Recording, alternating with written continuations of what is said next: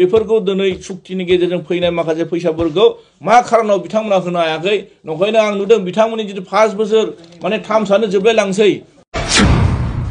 नोंथांमोना गभर्नमेन्टआव दङ सरकाराव थानाय आन्दोलनकारि लिडारफोर गावनि मुंख्लंफोरखौ बिथांमोना सिनाया नामा गासै 391 जन 391 जनल'सो बिथांमोना मुंख्लं नखरनो होनो हादों आरो जोङो मोनसे कुइसन लाबावनाय जादोंमोन जे गोबां समाव बिथांमोना बुंबाय थायो जायफोर बड'लेण्ड मुभमेन्टआव जायफोर मुंख्लं जाबाय मुंख्लं जानाय नखरफोरनो माने एककालीन भावे जितु एक केजिया 5 लाख करै एक केजिया जितु 5 लाख करै होनाय जादों होननानै बिथांमोना बुंदों जों मोजां मोनदों जायफोर दिनै बिथांमोननो होनो हादों जों बेखौ मोजां मोनदों मानोना जों दिनै बिथांमोननि मुंख्लंनि थाखायसो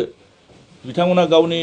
जिउखौ बावसोमनायनि थाखायसो जे मोनसे सुक्ति जानायनि गेजेरजों दिनै गोबां सोरबा इएम जादों सोरबा बिटिसिनि चिफ जादों सोरबा एमसिएलए जादों सोरबा एमएलए जादों नाथाय जों बिथांमोनखौ बावगारबा जानाय नङा ओंखायनो जायफोर दिनै मुंख्लं जालायबाय बे मुंख्लं जानायनि मुङाव दिनै एसक्रेजिया हिसाबै दिनै आसाम सरकार आरो भारत सरकारा बिटिआर सुक्तिनि गेजेरजों हरगोन होननानै रादाय खाखानाय बायदियै बिथांमोना जोंनो हरनाय जादों आं बेहाय मोनसे तथ्य मोनदों नोंथांमोना बे तथ्यखौ होनाय जागोन जों बेखौ सोंनाय जाबावदोंमोन जोंनि अपोजिशन लिडारनि मानगोनां देरहासार बसुमतारी बिथाङा सोंदोंमोन बिथांनि कुइसनाव फैदों जे दासिमहालागै 2023 आरो 24 आरो 2024 आरो 25 आव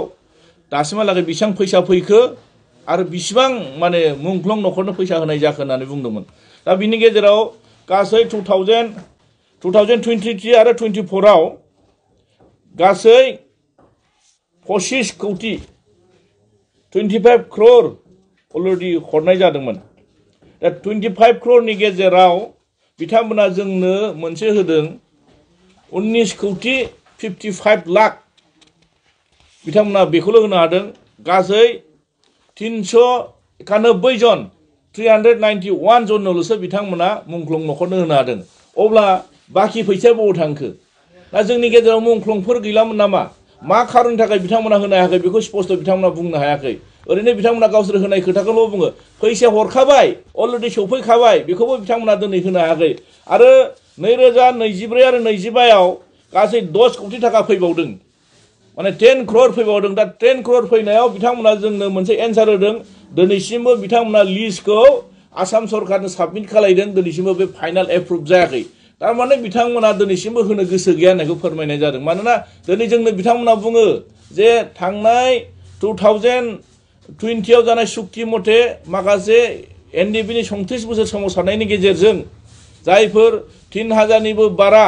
अलरेडी मुंख्लं जाबाय आरो बेलटिनि सुक्तिनि गेजेरजों बिथांमोननि नांनाय माने मुभमेन्टआव माखासे बर'फ्रा दिनै 26 जन थैनाय बिथांमोननि गेजेरावबो दिनै माखासे मुंख्लंफ्रा मोनाखै अलरेडी पुलिस भेरिफिकेसन जाबाय बिथांमोनखौ मुंख्लं होननानै बिथांमोनखौ सिक्रिटि होनाय जाबाय बिनि गेजेराव दिनै 10 कोटी आरो नैबे गासै माने माखासे थालांनाय 25 कोटीनि गेजेराव 5 कोटीनिबो बारा थालांनाय फैसाखौ दिनै बिथांमोना मानो होनो हायाखै मा खारनाव होनो हायाखै बिथांमोना ना बै मुंख्लंफोरनि सायाव सन्देह दं जों बेखौसो बुंनो नागिरदों बिथांमोना जे बुंनो नागिरो बिथांमोना मुंख्लंफोरनि सायाव भेरिफिकेसन खालायनांगोन होनना बुंबाय थादों नोंथांमोना गभर्नमेन्टआव दङ सरकाराव थानाय आन्दोलनकारि लिडारफोर गावनि मुंख्लंफोरखौ बिथांमोना सिनाया नामा गामियाव थांनानै सोंहै नखरफ्राव थांनानै सोंहै दिनै बिथांमोननि पस्टमर्टम रिपर्ट बिथांमोननि दिनै सार्टिफिकेट डेथ सार्टिफिकेट बिथांमोना बिनानै दिनै पुलिस भेरिफिकेसन खालायबाय थाबा बहा जानो मानोना आन्दोलन समाव जेराव नों थाखुमासो आन्दोलन खालायनो गोनां जायोमोन गावनि डेड बडिखौ दिनै नखराव लांनो हायामोन सोरबा गुबुन दाबसे जायगानिफ्राय गुबुन दाबसेयाव दिनै मुंख्लं जायो दिनै एनडिपिनि मुभमेन्टआव बुंनो थाङोब्लाथ' दिनै गोबां माने बेलेग आउट कान्ट्रियावबो थानानै नांनो गोनां जादों बहा सौफैनो नोंनि डेड बडिया जेराव नखरानो थानो हायामोन गासैबो बिमा बिफाफ्रा गोदाव सोराव जानो गोनांमोन जायोमोन दिनै बेफोरखौ दिनै सुक्तिनि गेजेरजों फैनाय माखासे फैसाफोरखौ मा खारनाव बिथांमोना होनो हायाखै नंखायनो आं नुदों बिथांमोननि जितु 5 बोसोर माने 3 सानो जोबलाय लांसै अब्ला बिथांमोना मावगोन मावगासिनो दं गोबां गिदिर खोथा बुङो दिनै बहा थांखो फैसा फैब्लाबो बिथांमोना होनो हाया आरो मावैखौबो मावदों होननानै बुंबाय थायो नंखायनो दिनै मुंख्लंफोरखौबो बिथांमोना थगायबाय थादों जेलाव थानाय माखासे माने जोंनि जायफोर जोहोलावफोर दिनै बिथांमोना रानथाब खुथाब दिनै जेलाव दङ बिथांमोननि थाखाय जेबो गैया आरो बेहाय नुनो मोनदों जे दिनै जों नुनो मोनदों बाजेट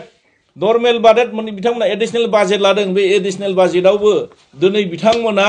जोंनि जायफोर जोहोलावफोर जायफोर आन्दोलनकारि लिडारफोर दिनै बिथांमोना गोबां खस्थ'नि गेजेरजों दिल्ली मुम्बाइ सोरबा बाइक गुबुन जायगाफ्राव दिनै थेला बोनानै जाना दं सोरबा हाजिरा मावनानै जाना दं सोरबा बेमारजों नोरजिया जानानै दं सोरबा कर्टआव थांनो हायाखै माने कर्टनिफ्राय गोबां नटिस फैबाय थादों